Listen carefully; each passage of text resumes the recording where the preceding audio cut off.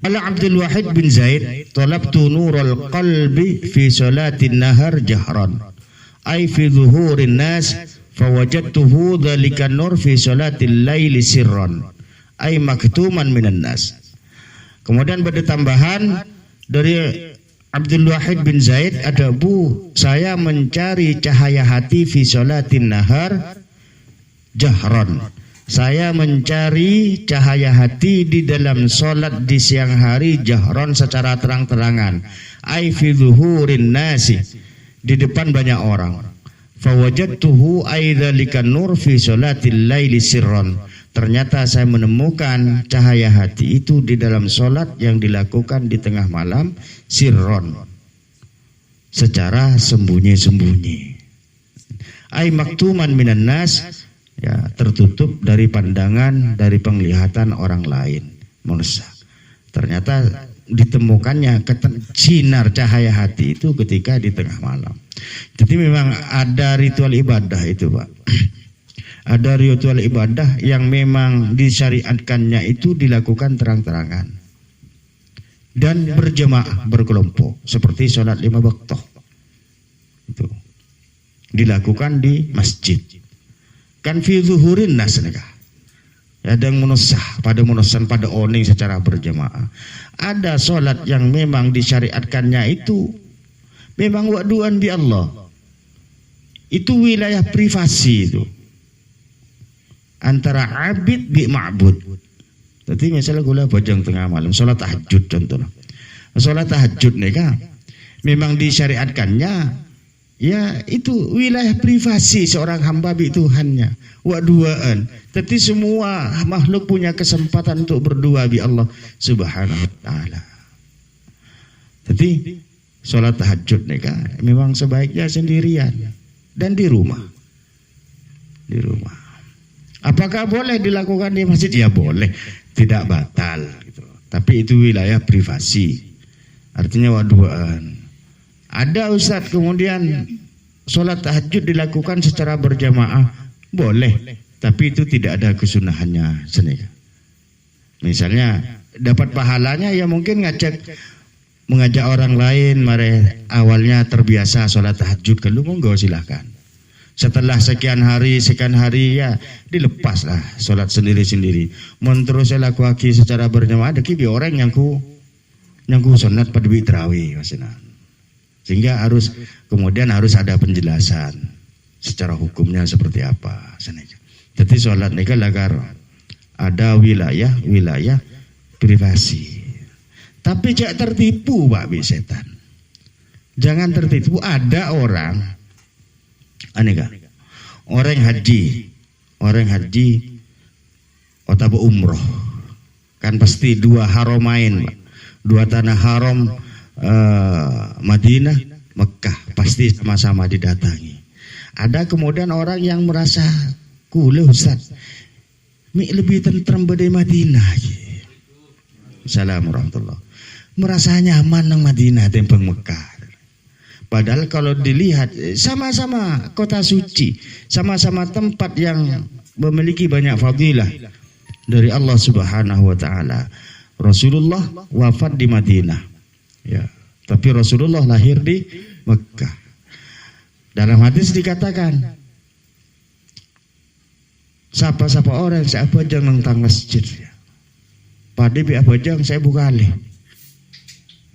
Masih wa Masjidil Haram kan.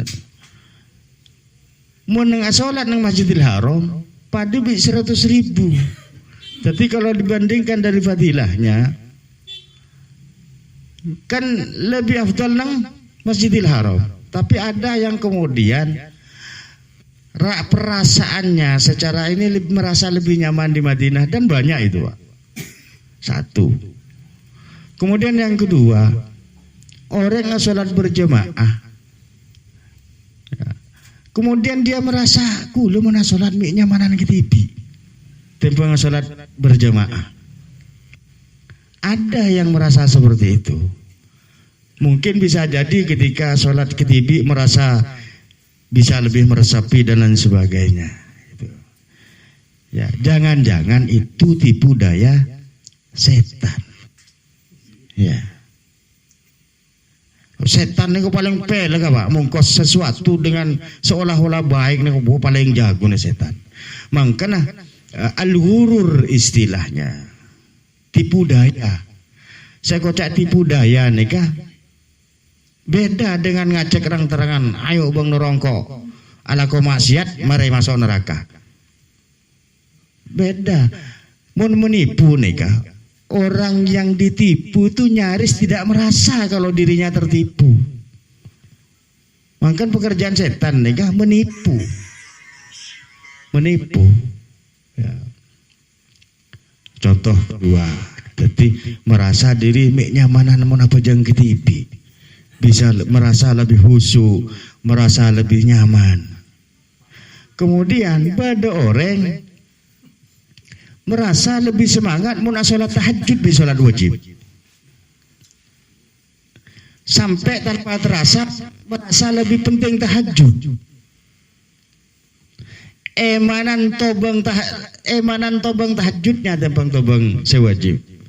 Ada yang merasa seperti itu, dan itu semua termasuk tipu daya setan. Tapi nampun tengate karena memang kadang kita nega merasanya tetap di dalam kebaikan, padahal sudah dibelok sedikit demi sedikit di setan, dan kita sesungguhnya sudah berjalan bukan di jalur yang benar, tapi merasanya tetap merasa berjalan di jalan yang benar. Lah mun tertipu seneka Pak, pebecek nih melarat.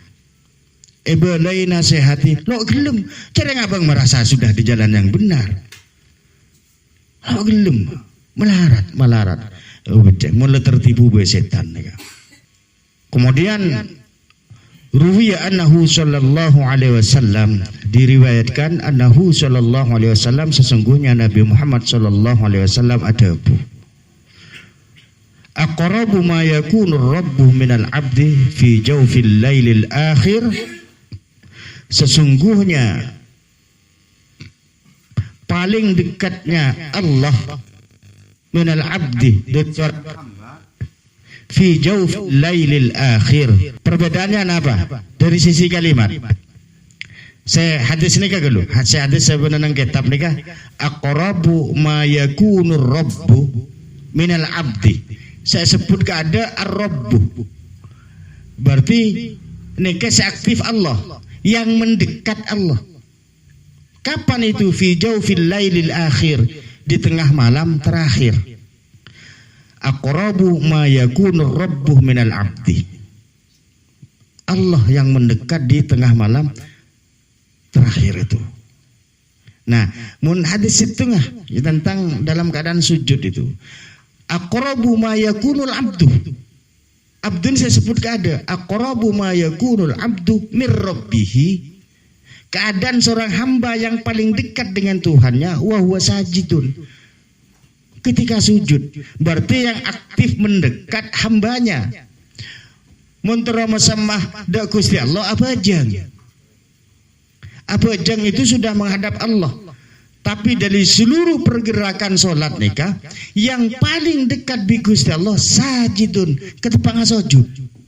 Fitnah mun nikah, hadis nikah berarti kita yang mendekat di Allah dengan cara solat, dengan cara menikmati sujudnya. Karena aqrabu ma yakunul abdu min rabbih. Sementara ini saya sebut kada aqrabu ma yakunur rabbu minal abdi wa huwa fi jawfil lailil akhir. Itu tengah malam terakhir.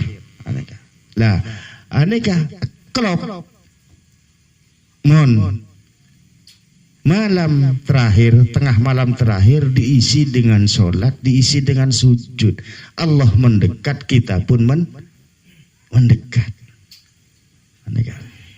Akan mon kita sadar bahwa kita tahu dan kita sadar bahwa posisi yang paling dekat dengan Allah ketika kita sujud. Mun kita menyadari itu, pasti kita ingin sujud kita senyaman mungkin. Senyaman mungkin. Nah, sujud mun nyaman, Pak. Lauk kencang sejaga. Ingin berlama-lama ketika sujud. Mun ruku-buru kisangki menganggap bukan kebutuhan. Nah, hanya sekedar gugur kewajiban pokok lemare lelah. Itu. Tapi mun menganggap itu kebutuhan dan kita sadar bahwa ketika sujud itulah kita posisi yang paling dekat dengan Allah.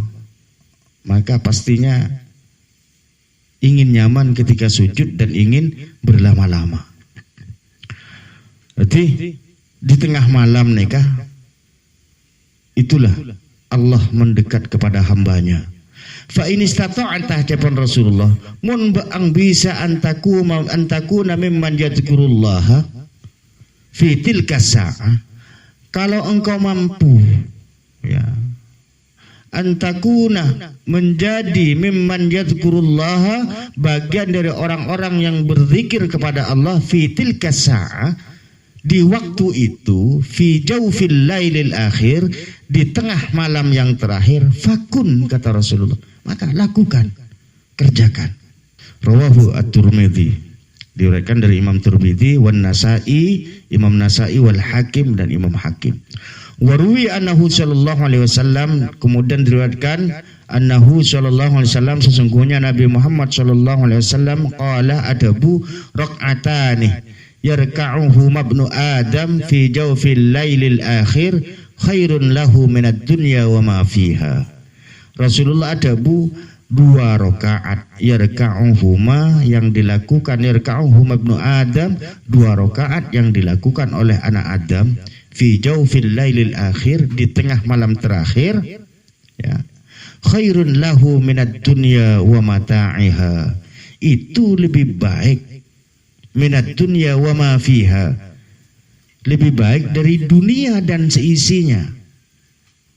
Walaula an asyqa ala ummati, andai tidak akan mempersulit umatku, andai kata tidak akan memberatkan bagi umatku, jawab Rasulullah, la faradtuhuma alaihim, maka pasti saya wajibkan. Saking ininya salat tengah malam nih. Kemudian ada hadis lain, salat fajr 2 rakaat sebelum subuh, khairun minad dunya wa ma fiha. Juga kata Rasulullah, saking pentingnya salat sunat di tengah malam nikah, laula an asyqa ala ummati la faradtuhuma alaihim, andai kata tidak akan mempersulit, memperberat bagi umatku, la faradtuhuma alaihim, pastinya saya wajibkan ya Rasulullah. Tapi setengah wajib nih kan. Keng lepolan Rasulullah takok memberatkan ke umatnya, kemudian tidak diwajibkan. Tapi ini menunjukkan bahwa itu penting dan memiliki fadilah yang sama dengan yang wajib. Kan hanya Rasulullah tidak mewajibkan.